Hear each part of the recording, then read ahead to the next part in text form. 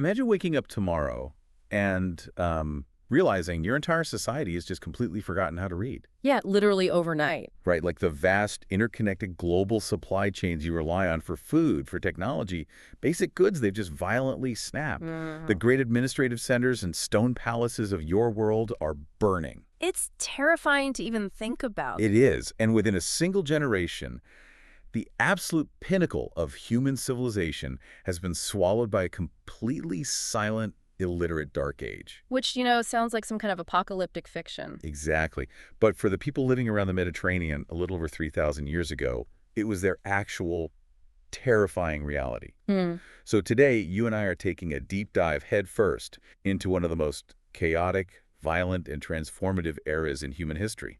It really is an era that it fundamentally rewired the human species. And the visual entry point for our discussion today perfectly captures that chaos. Yeah, I love the visual we're using. Right, so we are looking at a specific chapter called Intruders and Invaders. It's from the Penguin History of the World, 6th edition by J.M. Roberts and Odd Arne Westad. But before we even, open the book, we have to talk about the cover art chosen for this edition. It is a massive, incredibly intricate, almost claustrophobic painting of the Tower of Babel. Like, if you've ever seen those classical sweeping depictions, it is this colossal, spiraling architectural fever dream reaching up into these dark clouds. It's just swarming with thousands of tiny ant-like workers. Yeah. You have stone arches actively collapsing, wooden scaffolding jutting out everywhere. And while some parts look finished and, gloriously gilded, other sections look like they're actively tumbling into dusty ruin. Because the Tower of Babel is the ultimate symbol of human ambition, Right. But it is also the ultimate symbol of monumental hubris and catastrophic confusion. The editors chose that image for a very specific reason. It sets the tone perfectly. It does, because history is so often taught to us in these neat, isolated bubbles. We are taught that Egypt stayed over here building pyramids, Mesopotamia stayed over there writing on clay tablets, and everyone politely stayed in their lanes. Which is definitely how I learned it in high school. Right, but this period, roughly from 2000 BC down through the first millennium BC, it completely destroys that illusion. Okay, let's unpack this. I want you, the listener, to imagine yourself as a time-traveling observer. You are hovering above the ancient world, looking down at the Fertile Crescent, the Middle East, and the Mediterranean coast. Just taking it all in. Yeah, and below you, the ultimate high-stakes game of geopolitical musical chairs is playing out. The music is blaring, millions of people are scrambling, and the grand prize is survival. And my guiding philosophy as we analyze this period is to urge us to look well beyond the mere dates of battles or, the unpronounceable names of ancient kings. Because there are a lot of them. So many. But to truly understand how the world we live in today was forged, we have to focus on the underlying mechanics of change. We need to look at the invisible forces, like the physical mechanics of new technology, the shifting climate that forced massive migrations. The logistics of it all. Exactly, the vast logistical webs of international trade and the slow but unstoppable spread of radical new ideas. So before we get into who was conquering whom, we really have to understand how the very rules of human warfare and society changed. And it all starts with people moving. Yes, migrations. We are talking about migrations on a scale the ancient world had never seen. It was a massive demographic squeeze. By 2000 BC, you have immense pressure from what historians call Indo-European linguistic groups. And just to clarify for everyone, Indo-European refers to a massive family of related languages, right? Not a specific race or a single empire. Right, exactly. These were diverse, often nomadic peoples pushing in from the vast Eurasian steppes and highlands, and they're just bearing down on the established, wealthy civilizations of the Middle East. It's squeezing them? Yeah, and simultaneously, you have Semitic-speaking peoples moving up from the harsh, arid southern deserts of the Arabian Peninsula, disputing those exact same fertile river valleys. And the people living in the established empire, say Babylon or the Middle Kingdom of Egypt, they had grown very comfortable. Very comfortable. I mean, they had built massive stone walls, they had early siegecraft, and they fought on foot with heavy infantry. They felt incredibly secure in their fortresses. They did. But these arriving nomads didn't just show up with different languages. They brought a technological leap that completely broke the ancient battlefield. They brought the two-wheeled war chariot. The chariot. And to understand why this was so devastating, we have to look at the mechanics. Prior to this, if you used wheels, they were basically solid blocks of heavy wood attached to slow, lumbering carts pulled by oxen or donkeys. Not exactly a blitzkrieg.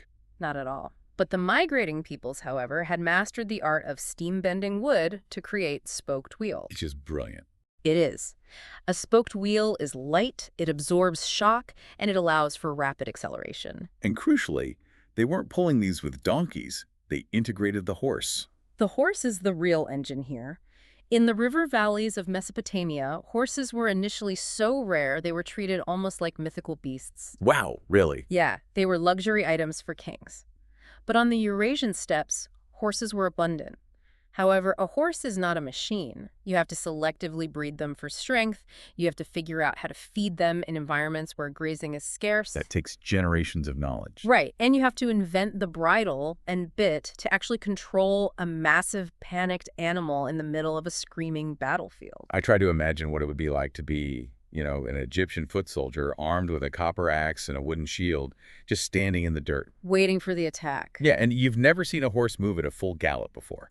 Suddenly, a line of 50 light chariots comes tearing across the plains. It would be terrifying. And the chariot acts as a mobile firing platform. The warrior inside isn't trying to run you over. He's using a composite bow, which is a highly complex weapon made of laminated wood, horn, and sinew to rain arrows down on you from a distance. Moving so fast you can't possibly catch him. Exactly. It completely leveled the playing fields. It's almost like the introduction of the internet or smartphones, just a completely disruptive technology. It was a paradigm shift, for sure, and the tactical advantage only compounded from there. What's fascinating here is that the chariot was eventually superseded by something even more terrifying, which is the true cavalryman. Oh, right, just a guy on a horse. Yeah, and we need to pause and appreciate the sheer physical mechanics of ancient cavalry. Wait, how do you even shoot a bow from a galloping horse without immediately falling off? Because they didn't have stirrups yet, did they? They did not. The stirrup, which gives a rider a rigid platform to stand on, wouldn't be invented for over 1,000 years. That is insane. So the earliest cavalrymen, who originated in the Iranian highlands around 2000 BC, were performing an incredible feat of athleticism. They are gripping a massive, sweaty, living animal entirely with their core muscles and their knees, While getting shot at. while using both hands to draw a heavy bow or thrust a spear. The sheer balance required is staggering. It fundamentally altered how societies had to be organized. Like, if you wanted to survive this era, you couldn't just steal the design of a chariot. No, you needed the whole infrastructure. You had to restructure your entire economy to afford the massive amounts of grain required to feed a standing army of horses and train men for years to ride them. When groups like the Hyksos, who were a mixed group of Asiatic peoples, used chariot technology to completely overrun northern Egypt, the Egyptians were initially helpless. But they didn't stay helpless for long. No, the Egyptians, like everyone else who survived, adapted. They built their own chariot forces. It became the ultimate arms race of antiquity. But mobility wasn't the only technological shockwave. We also have to look at the materials they were fighting with. Right, the metallurgy. We are witnessing the slow, agonizing transition from the Bronze Age into the Iron Age. And here's where it gets really interesting. We always assume that someone discovered how to forge an iron sword, and overnight, everyone just threw their bronze swords in the trash because iron was simply stronger. Right, that's the common myth. But the mechanics of early metallurgy tell a totally different story. They really do. Because in its earliest unrefined forms, iron is actually softer and more brittle than well-made bronze. Wait, really? Yeah. The metallurgical knowledge required to heat iron ore to the extreme temperatures necessary to remove the slag and then repeatedly hammer and quench it to create steel was incredibly complex. It's not something you just figure out in an afternoon. Exactly. Initially, empires like the Hittites fiercely guarded their ironworking techniques as a tightly controlled state secret. So if it wasn't immediately stronger, and it was much harder to make, why did iron eventually take over the world? Because of geology. Bronze is an alloy. To make it, you need copper and you need tin. And the Earth's crust is very stingy with tin. It's super rare. It is highly localized and incredibly rare. Iron ore, on the other hand, is practically everywhere once you know what you are looking for. It is essentially the ancient equivalent of transitioning to renewable energy. It doesn't happen with a sudden software update overnight. It's a slow, gradual supplementation. It took centuries. Starting around 1000 BC, As the massive international trade networks required to ship tin began to break down, which we will definitely get to in a moment, people were just forced to figure out iron. And the impact of cheap, widely available iron was arguably more profound in the soil than it was on the battlefield. Agriculture? Yes. With iron tools, a farmer could suddenly build a heavy plow capable of cutting through dense, clay-heavy soils that would have instantly snapped a wooden or flint blade. Oh, wow. This single innovation unlocked millions of acres of previously unfarmable land across Europe and the Middle East, leading to a massive population boom. But before those networks broke down, that desperate need for copper and tin created the most complex supply chains the world had ever seen. They were incredibly complex. If you're a king in Mesopotamia and you want to equip your army with bronze armor, you can't just mine it in your backyard. You had to cast a massive geographical net. Tin was being hauled by caravan all the way from the mountains of Afghanistan or from central Anatolia. That's a massive distance. And copper primarily came from the island of Cyprus. In fact, the English word copper is derived from the name Cyprus. Oh, I didn't know that. That makes perfect But sense. the demand was so insatiable that it pulled the absolute margins of the known world into the global economy. And speaking of the margins, I was completely stunned by the mechanics of the mining operations taking place in the Balkans in early Europe. It's wild. We are talking about people sinking mine shafts 60 to 70 feet deep into the solid earth long before 4000 BC. Just consider the daily reality of a Bronze Age miner. They don't have explosives. They don't have steel pickaxes. They are climbing down a pitch-black, narrow shaft cut into the rock. Sounds like a nightmare. It gets worse. To break the stone, they use a technique called fire setting.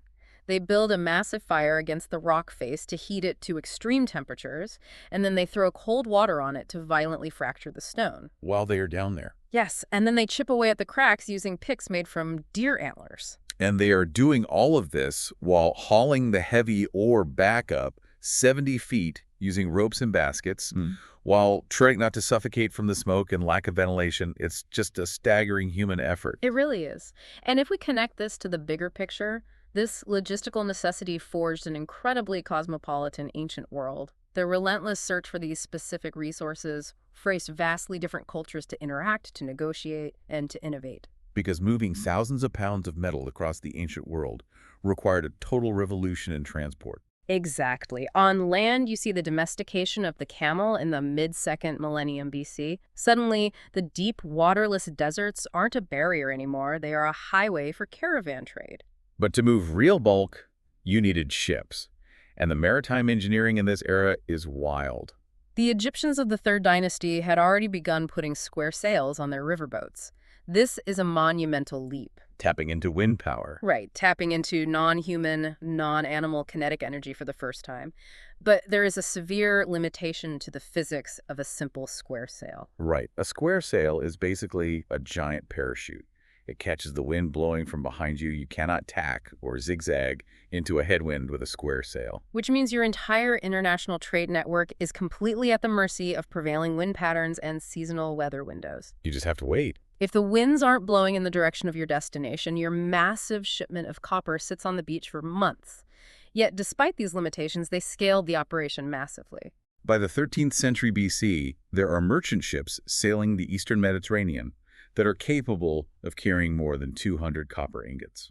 That's astonishing. That is literally tons of solid metal sitting in the hull of a wooden boat hammed together by peg and mortise joints. And to protect that incredibly dense, heavy cargo from swamping the ship in rough seas, shipwrights eventually developed watertight decking. It's so advanced. It was a highly sophisticated, high-stakes logistical network. And to lubricate a network where, an Afghan tin merchant is dealing with a Cypriot copper miner and a Babylonian king, you need a standardized system of value. You need the concept of money. But they weren't tossing shiny gold coins at each other. No, true coinage is a very late invention. In Mesopotamia, long before 2000 BC, they operated on complex credit systems.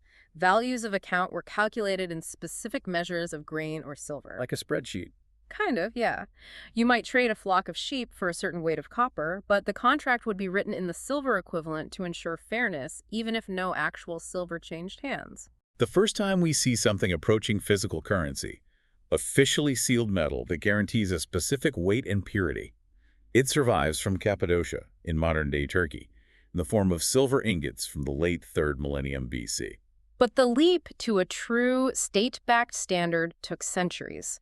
It wasn't until the 8th century BC that the Assyrian Empire established a silver standard that functioned somewhat like early coinage. So for a long time, it was just trust. Exactly. For the vast majority of this era, the incredibly successful international trade was built on barter, raw metal weight, credit, and mutual trust. And because ships were now carrying these massive, heavy cargoes of raw wealth, the center of gravity in the ancient world fundamentally shifted. It moved away from the dusty, landlocked deserts and out onto the water. The sea became the highway. Right. If you controlled the shipping lanes, you controlled the wealth of the era, and no one capitalized on that faster than the people sitting right in the middle of the Aegean Sea. We turn our attention to the island of Crete and the rise of what we call the Minoan civilization. If the Middle East was a chaotic arena of colliding chariot armies, Crete in the 2nd millennium BC was experiencing a golden age. Just chilling on an island. Right. They reached their peak around 1600 BC, and their dominance didn't start with military conquest. It started with a radical shift in agriculture. Because Crete is a rugged, rocky island, you can't grow massive, sprawling fields of wheat there like you can in the floodplains of Egypt. You'd starve. So they turned to two crops that completely changed the economic possibilities of the Mediterranean: the olive tree and the grapevine. The olive and the vine are incredibly hardy. They thrive in rocky, well-drained soil where cereal grains wither and die. Cultivating these crops allowed the people of Crete to produce olive oil and wine. Which are huge. They aren't just delicious luxuries. They are highly caloric, deeply valuable liquids that can be stored for years in clay jars and easily shipped across the sea. They traded liquid gold, and they paired that with massive flocks of sheep to produce wool. This localized agricultural wealth funded the construction of massive, sprawling, multi-story palace complexes, the most famous being Knossos. Now, when most people hear about Knossos, they immediately think of the Greek myth of King Minos, the labyrinth, and the Minotaur. The half-man, half-bull monster eating sacrificial youths. Right, that story. It is a fantastic story, but we really have to separate the myth from the mechanics of history here. There is absolutely zero historical proof that a King Minos ever actually existed. Right, Minoan is just a label applied by modern archaeologists, but the actual physical reality of their civilization is far more impressive than the myth. They had the resources and the stability to focus intensely on civic engineering. Which is where it gets crazy. And their crowning achievement was their mastery of water. This is where the mechanics of their society just blow my mind. Early in the construction of the palaces at Knossos, they developed plumbing systems that wouldn't be surpassed until the height of the Roman Empire, over 1,000 years later. It's truly unbelievable. We are talking about sophisticated, gravity-fed terracotta pipes. They specifically tapered the ends of the pipes to increase the water pressure, preventing sediment from building up and clogging the system. They were thinking centuries ahead. They had pipe drains, massive sewers, and actual flushing toilets, while the vast majority of Europe was living in crude timber huts. It reflects a society organized around a massive, centralized, redistributive economy. The palace wasn't just a king's house, it was the economic engine of the island. It was the warehouse, the bank, everything. Farmers brought their oil, wine, and grain to the palace, where it was recorded by an army of scribes on thousands of clay tablets and then redistributed or exported. And their culture reflects a unique vibrancy. Oh, the art is beautiful. Their fresco paintings depict leaping dolphins, young people vaulting over the backs of charging bulls as a sport, and a religion heavily centered around a female fertility goddess. But the detail that always gets highlighted by historians is that the palaces at Knossos were completely unfortified. Right, no walls. There are no massive stone walls protecting them. The traditional narrative paints them as these peaceful, flower-loving utopians who just wanted to trade and paint. But I look at the geography, and here's where it gets really interesting. Yeah. If you were an island nation and you possess the most advanced, extensive maritime fleet in the known world, your fortress is the ocean itself. Couldn't their dominance of the sea just mean their walls were made of wooden ships? That is precisely the mechanism of their defense. The Minoans exploited the sea the way other empires exploited land.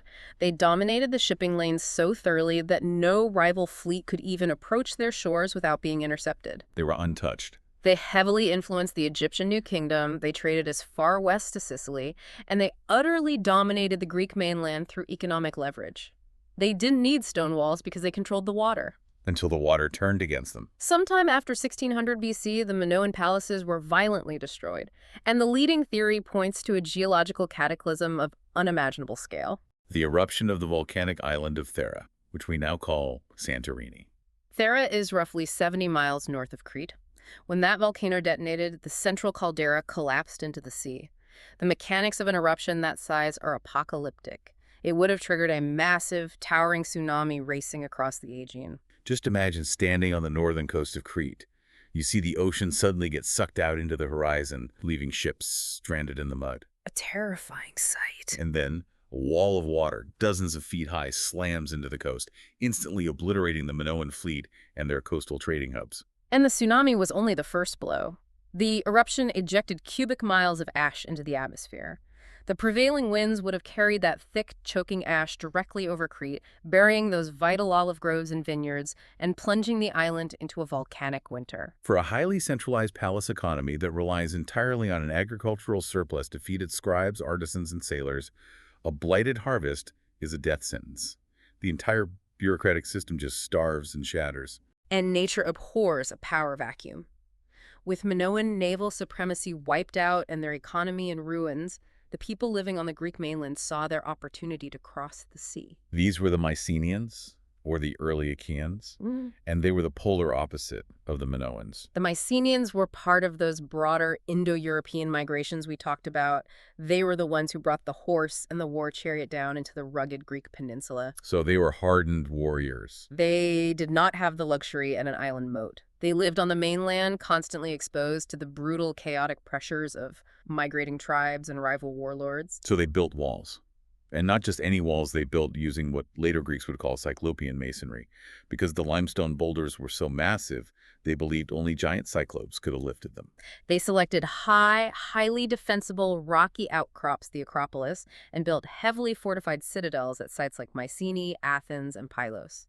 Their entire culture was intensely militaristic. Very different vibe from the Dolphins. Very. Where the Minoans painted nature scenes, the Mycenaeans buried their dead with hoards of gold, bronze swords, and boar tusk helmets. But they were also incredibly pragmatic. When they took over Crete, they didn't just burn everything down. They recognized the brilliance of the Minoan palace economy. They adapted. They absorbed the administrative systems, they took over the lucrative trade routes, and they even adapted the Minoan writing system to keep their own records, a script we now call Linear B. By the 15th and 14th centuries BC, the Mycenaeans had entirely replaced the Cretans as the supreme power in the Mediterranean.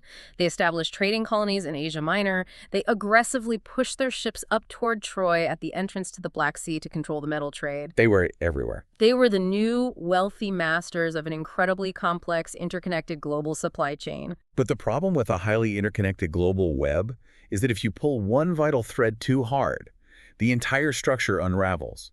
And right around 1200 BC, the music in our game of geopolitical musical chairs abruptly stops. We enter the Bronze Age collapse. It is one of the most frightening, rapid system collapses in human history. It wasn't a single war. It was a cascading failure of the entire Mediterranean world. Everything just falling apart. And the most famous catalyst for this destruction is a mysterious coalition known only from frantic Egyptian records as the Sea Peoples. The Sea Peoples. It sounds terrifyingly vague. Who exactly were they, and how did they break the world? They were not a single unified empire. They were a loose, desperate confederation of seaborne raiders, mercenaries, and displaced populations. Sort of a ragtag fleet. Some historians theorize they were driven onto the boats by severe climate changes and prolonged droughts in the Western Mediterranean, forcing them to migrate in search of food. Some of them may have been Mycenaean Greeks themselves, whose own rigid palace economies had begun to fail. The letters discovered from this period are chilling.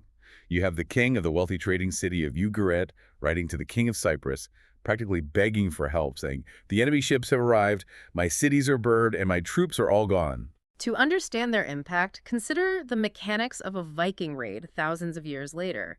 They arrived unpredictably from the sea, hit the coastal supply lines, burned the warehouses, and vanished before a slow-moving chariot army could be mobilized to stop them. The dominoes fall with terrifying speed. The mighty Hittite Empire in central Anatolia, the ones who guarded the secret of iron, completely shatters and is wiped out by a land-based invasion of a group called the Phrygians. Just gone.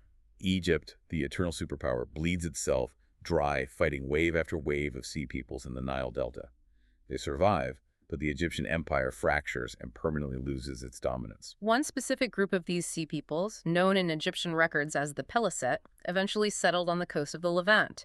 We know them today as the Philistines, and their settlement gave the region the name Palestine. Wow, that connection is wild. But back in Greece, the disaster was absolute. Those massive, heavily fortified Mycenaean citadels were entirely destroyed. Some were sacked by a new wave of migrating Greeks called the Dorians. Others were likely leveled by a cluster of massive earthquakes. So what does this all mean? The great empires are either dead, paralyzed, or burning. If we connect this to the bigger picture, the destruction of these centers triggered a profound civilizational regression.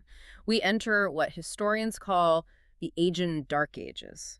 Between 1100 and 1000 BC, there is a massive, violent depopulation across Greece. The concept of a dark age is hard to grasp until you look at the mechanics of what is actually lost. I want you to imagine your own society suddenly forgetting how to manufacture basic goods. It's hard to fathom. Like, you and I wouldn't know how to mine silicon to build a microchip. Yeah. The Mycenaean peasants didn't know how to card hard gems, paint intricate frescoes, or mix the exact ratios of copper and tin. When the palaces burned, the master artisans died, and their highly specialized knowledge died with them. Most devastating of all, they lost the ability to read and write. The linear B script vanished entirely. They just forgot. And it vanished because it was never a language for the common people. It was a highly complex, clunky syllabary used exclusively by a tiny elite class of palace scribes to track taxes and sheep. When the palace economy collapsed, the need for those scribes vanished. For centuries, the Greek world was entirely illiterate. It is a terrifying testament to how fragile the software civilization actually is. Yeah. Like, if you can't write down your history, how do you survive as a culture? You have to memorize it. The cultural continuity of the Greeks survived entirely through mental architecture. It survived through an oral bardic tradition. The poets. Traveling poets memorized vast, rhythmic songs detailing the heroic deeds of the past, passing them down from generation to generation using specific poetic meters to aid their memory. Which eventually, hundreds of years later, gets written down as the epic poems of Homer, the Iliad, and the Odyssey. But there is a massive historical illusion here that we have to clarify. Oh, this is important. When we read Homer's descriptions of Achilles and Agamemnon, we naturally assume he is giving us an accurate historical window into the peak of the Mycenaean Bronze Age. But he absolutely is not. The society Homer describes is a reflection of the brutal, impoverished Dark Ages of the 8th century BC, the time when the oral traditions were finally coalescing. Right. The archaeology proves this. The peak Mycenaean world was a highly supervised, rigidly bureaucratic society where scribes tracked every single chariot wheel and jar of honey. Like accountants. Exactly. But Homer's world is completely different. It is a world of primitive, truculent warlords ruling over rough, isolated households, constantly feuding with their near equals just to maintain basic authority. Homer's kings are Dark Age survivors, fighting over stolen cattle and bronze armor. They aren't Bronze Age bureaucrats. That is a crucial distinction. However, this catastrophic system collapse had an unintended world-altering consequence. Silver lining. The absolute destruction of the Hittites and the severe crippling of Egypt meant that the giant, monopolistic bullies of the ancient world were suddenly gone. A massive geopolitical power vacuum opened up along the eastern coast of the Mediterranean. And when the giants fall asleep, the scrappy, overlooked groups suddenly have room to breathe, to innovate, and to change the world. Which brings us to the ultimate middlemen of antiquity, the Phoenicians. To understand the Phoenicians, you have to look at the severe geographical constraints of their homeland. They were a Semitic-speaking people living on a very narrow, mountainous strip of land on the coast of modern-day Lebanon. It was a terrible place to try and build a traditional empire. The Lebanon mountains plunge almost directly into the sea. The hinterland is rocky and cut up by steep ravines. No room for farming. You cannot grow the massive surpluses of wheat needed to feed a huge infantry army. Geography forced their hand. If they wanted to survive, they had to turn their backs to the land and face the ocean. And they became the undisputed masters of it. Their golden age perfectly coincides with this power vacuum, emerging strongly after 1000 BC. They possessed a crucial natural resource, the sprawling forests of the cedar of Lebanon. Famous wood. Yes. This wood is incredibly strong, straight, and resistant to rot, the perfect material for building deep water ships. And they didn't just hug the coastline during the day. The ancient writers were in absolute awe of Phoenician navigation.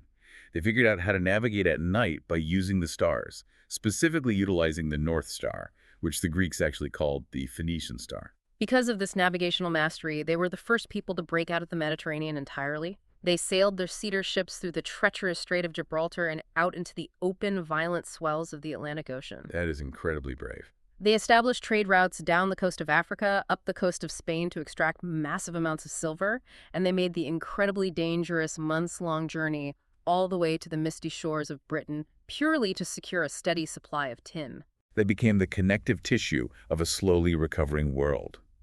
But as the Greek civilization began to slowly wake up from its dark age and send out its own ships, the Phoenicians realized they needed to protect their monopolies. They needed staging grounds and safe harbors, so they began aggressively founding colonies. They established roughly 25 major colonies across the Mediterranean basin. That's a huge network. The most legendary of these was Carthage, founded on the coast of North Africa.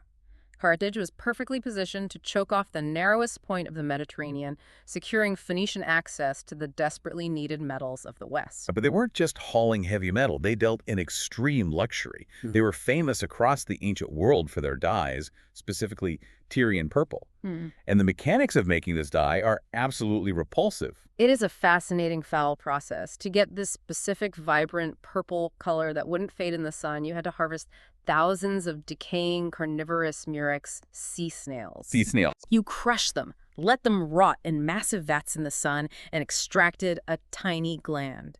It took tens of thousands of rotting snails to dye a single cloak. The stench of the dye factories was famously horrendous. But because it was so labor-intensive and rare, purple became the universal color of extreme wealth and royalty. And speaking of wealth, their timber was in such high demand that the Old Testament explicitly records King Solomon of Jerusalem hiring Phoenician craftsmen from the city of Tyre to cut the cedar wood for his great temple because nobody else possessed their architectural engineering skills. Yet, for all their wealth, their ships, and their colonies, the greatest export the Phoenicians gave to humanity wasn't a physical product. It was a revolutionary piece of information technology. The phonetic alphabet. To appreciate how radical this was, consider the mechanics of the writing systems that preceded it. In Mesopotamia, they used cuneiform. In Egypt, hieroglyphs. These were fundamentally logographic or syllabic systems. Very complicated. To read a basic tax receipt, a scribe had to memorize hundreds, sometimes thousands of highly complex, specific symbols. It required years of dedicated schooling. Which means literacy is violently restricted. It is hoarded by a tiny elite fraction of the population. But the Phoenicians were practical, fast-moving, international businessmen. They didn't have years to teach every ship captain 1,000 cuneiform symbols just to tally up a cargo of silver in a foreign port. So they stripped writing down to its bare mechanical bones. They developed a system of just 22 simple, abstract signs. But instead of each sign representing a whole word or an idea, each sign represented a single, distinct human sound. You learn 22 sounds, and you can construct infinite words. It completely democratized the storage and transmission of human knowledge. It made widespread practical literacy possible for the first time in the history of our species. The Phoenicians exported this alphabet everywhere their ships touched. The recovering Greeks adopted it, brilliantly added specific symbols for vowels to make it more precise, and it became the foundation for all Western literature and thought. I love this historical linguistic connection. The Greek word for book, biblion, which gives us the word Bible, actually comes directly from the name of the Phoenician coastal city of Byblos. It's a great connection. The Greeks called books Byblos because that was the port where they bought the Egyptian papyrus and learned the Phoenician alphabet to write on it. The Phoenicians didn't leave behind massive conquering land empires. They were the ultimate middlemen.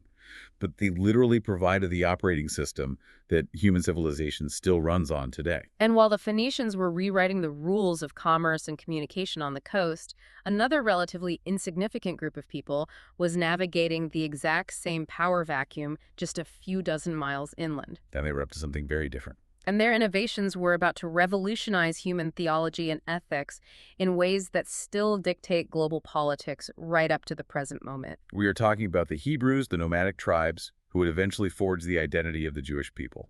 Historically speaking, if you were a Babylonian king looking at a map in 1500 BC, the Hebrews were completely invisible. Their origins are rooted in highly mobile, Semitic pastoral nomadism. Wandering tribes. The biblical traditions point to a patriarch, Abraham, migrating out of the ancient, sophisticated Mesopotamian city of Ur, moving across the crescent into Canaan. Later, portions of these tribes migrated down into Egypt, possibly overlapping with the chaotic period when the chariot-riding Hyksos dominated the delta, before eventually escaping and pushing back into the rugged hills of Canaan. For centuries, they were just another scrappy tribal group moving flocks of sheep, fighting over scarce water wells, and trying not to get crushed by the massive armies marching through their territory. So how does a group this small, who never built a sprawling continent-spanning military empire, completely alter the trajectory of human history? This raises an important question regarding the mechanics of belief. To understand their impact, we must understand the fundamental psychological reality of ancient polytheism. In the ancient Middle East, the gods were immanent. Imminent meaning? They were deeply embedded in the natural world. Every river, every thunderstorm, every specific city had its own localized deity. If the Assyrian army marched in and burned your city to the ground, the theological conclusion was simple and brutal. The Assyrian god was physically stronger than your god. But the Hebrews arrived at a completely coherent, uncompromising, and radical theology, ethical monotheism. They didn't just claim their tribal god Yahweh was the strongest god in a crowded room. They claimed he was the only god in existence. And critically, this god was transcendent. He was completely independent of the physical universe. In Mesopotamian mythology, the gods were born out of the chaotic, watery void. They were subject to the whims of nature. They got hungry. They fought. The Hebrew god stood completely outside of nature. He spoke the universe into existence. And the Mesopotamian gods created humans basically as an afterthought, to do the heavy agricultural grunt work so the gods could rest. Right, cheap labor. But the Hebrew theology states that humanity was created deliberately in the image of the divine as a companion to God. The mechanism binding this profound relationship together was a legal framework known as the covenant. It was a formal, transactional contract. God promises to protect the people and grant them the land, but only if the people strictly adhere to a highly specific moral and ethical code. So what does this all mean for the structure of society? To use a political analogy, the great empires of Egypt and Babylon operated like absolute dictatorships where the king was either a literal god or the exclusive voice of the gods. Whatever the king said was the law. Unquestionable authority. But the Hebrew covenant functioned like a constitutional democracy. It established that God alone is the author of objective justice. Therefore, the law is supreme, and even the king can be prosecuted for breaking it. That is a staggering leap in human political thought. But they did manage to leverage the geopolitical power vacuum to establish a brief window of actual physical power. As the Philistines pressed in from the coast, the fragmented Hebrew tribes realized they needed centralized military leadership. They united into a kingdom. You have the sequence of King Saul, then King David, and finally King Solomon around the 10th century BC. And Solomon was a master of leveraging the mechanics of his era. He utilized the temporary weakness of Egypt to the south and Assyria to the east to build a highly prosperous, consolidated state. He played the game well. He heavily taxed the vital trade routes passing through his territory. He built a massive, expensive standing army of chariots, and he formed a highly lucrative strategic alliance with the Phoenician king of Tyre to launch trading fleets down the Red Sea. But that centralized political unity was incredibly fleeting. After Solomon, the kingdom fractures violently into two rival states, Israel in the north and Judah in the rugged south. And the true, enduring historical legacy of this era isn't found in the ruins of their palaces. It is found in the voices of the prophets. When we use the word prophet, we often think of someone predicting the future. But in the Hebrew context, men like Amos, Isaiah, and Jeremiah were performing a very different social function. Who exactly were they? Were they just priests working for the king in the temple? No, and that is what makes them revolutionary. They frequently stood completely outside the institutional power structure. They bypassed the privileged, wealthy priestly caste and spoke directly to the public. They functioned as independent, fierce auditors of absolute power. They would literally march up to a powerful king, point a finger in his face, and publicly declare that the king was violating God's moral law because he was neglecting the poor, the widow, and the orphan. Exactly. They bitterly attacked social injustice and economic corruption, announcing that ritual animal sacrifice was completely meaningless to God if the society was fundamentally unjust. They cemented the concept that moral truth is entirely independent of human authority. The idea that a peasant has the exact same moral value as a king in the eyes of the divine is the absolute bedrock upon which much of modern Western ethical and legal thought is built. It's like an indie startup, completely disrupting these massive monopolistic corporations of Egypt and Babylon. The empires had the physical power, but the Hebrews developed the software that would outlast them all. That's a great way to put it. But unfortunately for the Hebrew kingdoms and for the wealthy Phoenician city-states, that golden window of independence was rapidly slamming shut. The giant was waking back up. The fertile Mesopotamian valley had finally recovered from centuries of chaotic migrations, and it birthed a civilization wholly dedicated to the mechanics of war. We enter the terrifying climax of the ancient Middle East, the age of the Assyrian Empire. If you know your ancient history, just saying the word Assyria invokes a sense of dread. By the 8th century BC, ruling from their massive fortified capital of Nineveh high up on the Tigris River, they didn't just conquer their neighbors, they industrialized conquest. They created a perfectly coordinated force of all arms. They solved the logistical nightmare of feeding a massive army by implementing the mass conscription of all able-bodied males. The entire state apparatus was geared toward war. A total war economy. They equipped their infantry universally with iron weapons and armor, entirely replacing bronze. They deployed units of heavy mailed cavalry to break enemy lines. But it was their mastery of siege engineering that made them truly unstoppable. Before the Assyrians, if a city retreated behind massive stone walls, an attacking army basically just had to sit outside and wait for years until the people inside starved to death. It was a waiting game. But the Assyrians invented specialized siege artillery. They built massive armored battering rams on wheels that protected the sappers as they systematically dismantled enemy walls stone by stone, while siege towers provided covering fire. A city could no longer rely on walls, but their true weapon was psychological. The Assyrians employed calculated, spectacular terror. The worst kind. Previous empires would generally conquer a region, demand a heavy tribute of gold or grain, and leave the local king in place as a subservient vassal. The Assyrians fundamentally changed the administrative mechanics of empire. They swept the local rulers away completely and installed their own Assyrian governors, backed by Assyrian garrisons, to rule directly. And if a province dared to rebel, the punishment was absolute and unimaginably brutal. The Assyrian kings eagerly decorated their palaces with stone reliefs that monotonously, proudly detail the systematic torture, flaying, and impalement of rebel leaders. But their most effective tool for destroying a rebellion was mass deportation. Consider the logistics and the psychological devastation of this policy. When the Assyrians crushed the northern Hebrew kingdom of Israel in 722 BC, they didn't just kill the leadership. No, they moved everyone. They forcibly uprooted tens of thousands of people from their ancestral homeland and marched them hundreds of miles across the desert, scattering them across the far reaches of the Assyrian Empire. These are the famous 10 lost tribes of Israel. And they are lost because the Assyrian mechanics of cultural erasure worked perfectly. You take a deeply rooted culture, you violently tear them from the geography that defines their religion, you mix them with completely foreign populations, and within 2 or 3 generations, their unique identity dissolves. By using mass deportation, the Assyrians intentionally created a highly standardized cosmopolitan empire. Ironically, it backfired linguistically. Because they mixed so many conquered Aramean peoples into their heartland, Aramaic, which used the simple, efficient Phoenician alphabet, eventually replaced the complex Assyrian cuneiform as the daily language of the empire. Oh, wow. Yet within this incredibly brutal military machine, you find these wild, jarring contradictions. In the 7th century BC, you have the Assyrian king Ashurbanipal. In his stone carvings, he depicts himself heroically hunting lions from a chariot, styling himself after the ancient Sumerian heroes of the past, while his armies are busy impaling captives. But Ashurbanipal was also obsessed with literature. He was a highly educated scholar king. He dispatched scribes across the entirety of Mesopotamia with orders to aggressively copy, translate, and collect every piece of ancient literature, medical text, and religious myth they could find. A really aggressive librarian. Exactly. He built a massive, meticulously organized clay tablet library at Nineveh. It is almost entirely because of Ashurbanipal's obsessive hoarding of knowledge that modern humanity possesses the fullest surviving text of the Epic of Gilgamesh, preserved from much older Sumerian originals. He preserved the intellectual history of the world while actively slaughtering the people living in it.